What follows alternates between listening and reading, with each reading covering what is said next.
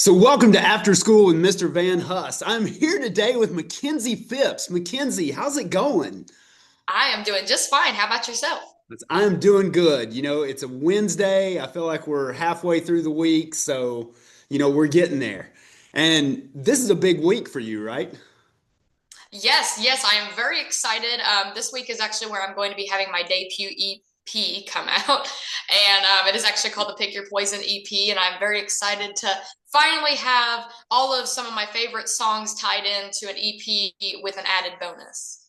That is so awesome. I'm excited to hear it this Friday, and I greatly appreciate you taking the time to talk to me and my students today, and look forward to hearing all about everything. I know you were on The Voice last season and got quite a bit of exposure there. You were on Team Snoop, right?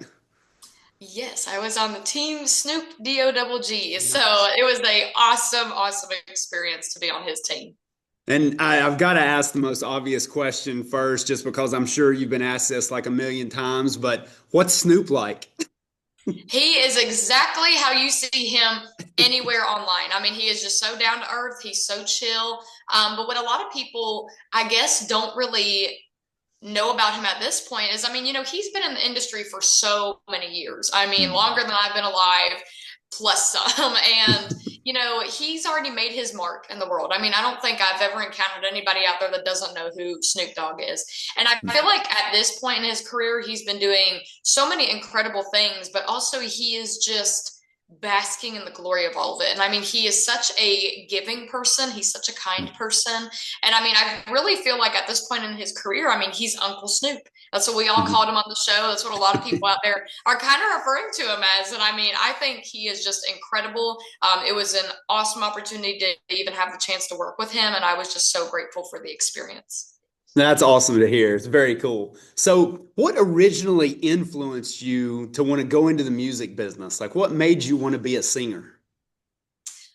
That's a great question. So, ever since I was born, I mean, my parents even talked about just at a young age, I always loved music. Like, music was just something that I always gravitated to. It was something that very much came easily to me. And, I started singing when I was 4 years old. And I started doing that in church when I was younger. Whenever I'd go to Sunday school, they teach you all different kinds of different church hymns to learn as a child. And I remember my mama would take me to Sunday service, and even before the service would start, I would go over to the piano and just play all the songs that I had heard in Sunday school. And I just felt like the Lord really put me on this earth to sing and to use me as a vessel through music. And it's something that I truly could not live without. My dad always talks about there has never been a day that has gone by that I've never done something musical, whether it's singing, whether it's humming, tapping my hands, doing all that kind of stuff, because I just love music. And a lot of people do ask me why I chose to be in the music industry. And I feel like it's really hard to express that to people that aren't in music. But like I said, it's always something I felt that I've needed to do. And being in this industry is definitely not for the weary because it is definitely a difficult business to be in. It definitely has its challenges, its ups and downs, and you go so many different things, but I would not change it for the world. This is just what my life has been for almost literally a decade now, because I started doing, my own shows out in public in the industry when I was 14, and I actually turned 24 last month. So it has been a whole decade that I have been doing this. And I mean, I'm just very grateful for everything the Lord above has given me and put on my path that he is paving, and I cannot wait to see what more there is. That's incredible. And it's so cool that you're still young and you already have so much experience because I guarantee from what I have seen, that's going to help you so much. And that's something that you can always draw on. Who were some of your heroes growing up musically? Like, who did you grow up listening to? Oh my gosh. So I grew up listening to so many genres, especially when I first started doing shows out in public with music when I was 14. At the time, I only played piano. So I would play the piano at my shows and just play songs that I loved to sing. I had not yet decided at that time that I wanted to really market myself in country music. So I just played a broad spectrum of artists that I loved. I mean, my shows would go from Loretta Lynn to Avril Lavigne to Demi Lovato, some Etta James. Like, I loved so many different kinds of artists out there. But especially focusing on the country side of things. I've always listened to country. I grew up in Southwest Virginia on the Virginia-West Virginia line. I mean, you can't get more country than that out in the Appalachian Mountains. And, I listened to Loretta Lynn. I listened to Miranda Lambert, Carrie Underwood. At the time, Taylor Swift, she was country at that time.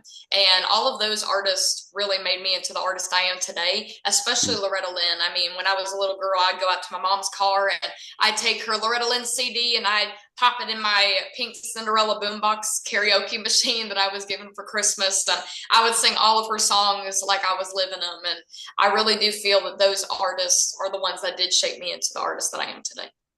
Now, what town did you grow up in Southwest Virginia? Yes, so I was actually born in a town called Bluefield. So Okay. there is actually a Bluefield, Virginia and a Bluefield, West Virginia. I Mhm. was born on the Virginia side, and I have to say the Virginia side is better only because Graham is better than the Beavers in Bluefield, West Virginia. But for I a lot of people understand. that do not know where Bluefield is, I always tell them that I'm an hour and a half from Bristol. And I'm Okay. also an hour and a half from like Virginia Tech. So Mhm. I'm just kind of right there in the peak of Southwest Virginia. So I grew up in Kingsport, Okay. right next to Bristol, Yeah. part of the Not too Tri-Cities. far. So Yeah. we are from a very similar part of the country, Yeah, most yes. definitely. Yes. I drive through Kingsport every time I have to come back up here to Nashville. So Yep. just on that That's where highway. my family still is. So I still make it up to Kingsport a couple of times a year too. I still love that area. It's gorgeous up Yeah. there. Yes, it is. Most definitely. So what was high school like for you? Were you in band or chorus or anything or?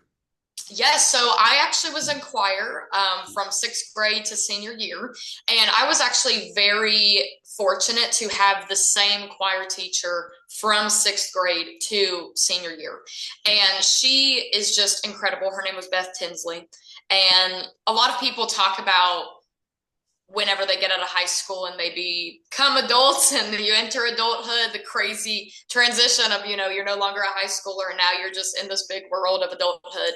And a lot of people talk about how teachers had shaped them into who they Mhm. are today. And that teacher is definitely the one that shaped me into who I am today. I mean, I had her from sixth grade in middle school, and then from that point all the way to senior year. And she really just gave me so much perspective on music. She's always believed in me ever since I was in her class in sixth grade. She knew that I loved to sing. She knew I had a gift to sing and that I was very special with music. And I mean, even today, being 24 years old, I will literally call her up and just talk to her about everything I have going on, talking to her about, what do you have going on? Are you working on the musical? Are you working on your choir performances for the spring show and all that stuff? So that is definitely a teacher that had shaped me into who I am today. And I loved being a part of choir, especially in school. I never really got involved in band Mhm. because they didn't really do guitar in band and they didn't really do piano in band. They did a lot of just different instruments that were not a part of those two. So I just chose to stay in show choir. That's awesome. I was actually in a show choir too when I was in high school also. So we have a few similarities. I Yes. love hearing stories about that, about like teachers that have really affected people and that have not only been good educators, but have, developed those relationships that carry on past high school, past college. And, that's amazing. And I love hearing stuff like that. I think that's what every teacher kind of shoots to do. Yes. Did you do any further education or did you just go straight into music after high school? So I did go into further education. So I actually graduated the year of COVID. So I was 2020, which I feel is the last year that everything was semi-normal. I And agree with that yeah. 100%. No, and what was really heartbreaking for me, especially, among COVID, was that was the one year, my senior year, that I was actually going to be the lead in the school musical. So I was going to be Mary Poppins, and I was so sad that I never got to be the lead in that musical. But I was among COVID, so that's when everything shut down on March 13th, and I did graduate high school in the summer, actually in my football stadium. That was kind of the restrictions we had during COVID, was to do it in a big open space. So we did it in our football stadium. And then after that, we actually had an anonymous donor in my town donate to all of the 2020 graduating class of our county, to go to a community college for free. And so I was kind of on the fence of doing it, because as I started getting more into school and just finishing out my high school time, I really didn't know if college was what I wanted to do. For the longest time, I actually did want to be a music teacher because of how awesome my music teacher was to me. But then, among COVID and everything, I definitely feel that my heart kind of went away from teaching and really wanting to focus more on music and who I wanted to be as an artist. But after I talked to my parents a little bit, it was definitely an opportunity that I couldn't let pass, especially going to college for free, because a lot of people do not get that opportunity. So I did go to a community college, and I graduated with my associates in general studies music. And, if I ever want to continue going to college to become a music teacher, I always have that in my back pocket. But my parents were very supportive of, just go and get an associate's degree. And then, music will always be there, and as will college as well. But I did decide to do that. And then once I graduated, I just really decided to take on music as my full-time career. That's awesome. And like you said, people are always looking for good teachers. So that's always going to be there, because this job is never going to be one that they're not looking for a lot of people for. So you're Yes, exactly no, right. absolutely. So hopefully this will be seen by a lot of high school kids, maybe some college students. What is one lesson that you think you've learned in your life so far that you would want to pass on to high school kids in respect to them chasing their dreams, them, just going after the career that they think will make them the happiest? What's one piece of advice you would give to somebody like that? I always love when people ask me that question, because there's so many things that do come to my mind, especially, I started doing music as a career when I was in high school. I mean, I was a freshman in high school starting to do all of this stuff. And a lot of my peers really did not understand what I did for a living, because they just kind of saw it as a hobby. And I always tell people, whatever is in your heart and whatever you want to do for a living, or what you want to do the rest of your life, stick with it. And don't let anybody tell you any different. This is your goal, this is your dream, this is what you want to do. There's going to be people that support you, and there's going to be people that may question what you're doing, but don't let any of the naysayers or the questioners get you down. And I always tell people, a lot of times, in picking whatever you want your dream and your passion and career to be, know that there are going to be challenges, and know that you're going to mess up.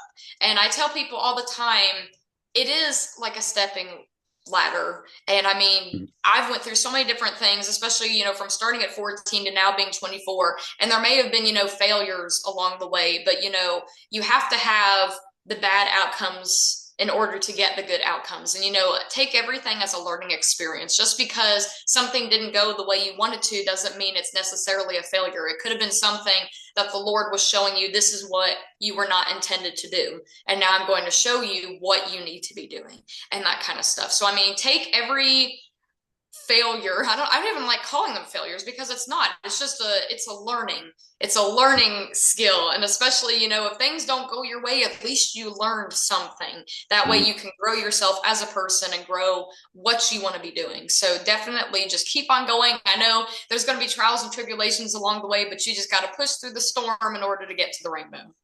That's excellent advice. I always try to call them just life lessons also, because you can, many times, I know I have learned more from some of my failures than I have from some of my biggest successes. So that's great, great advice. So again, this Friday, your EP comes out. I want to encourage everybody watching, please get on Spotify, Apple Music, anything like that. Make sure you check out Makenzie Phipps, download it, stream it, everything you can do. And I hope to see much more of you in the future.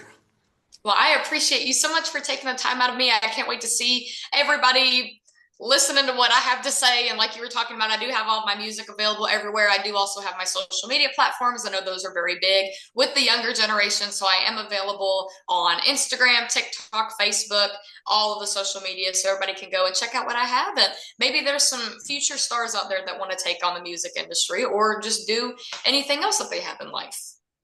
Absolutely. Makenzie, thank you so much for talking to me. Thanks for staying after school with Mr. Van Huss today. Well, thank you so much for talking with me. It's been a pleasure.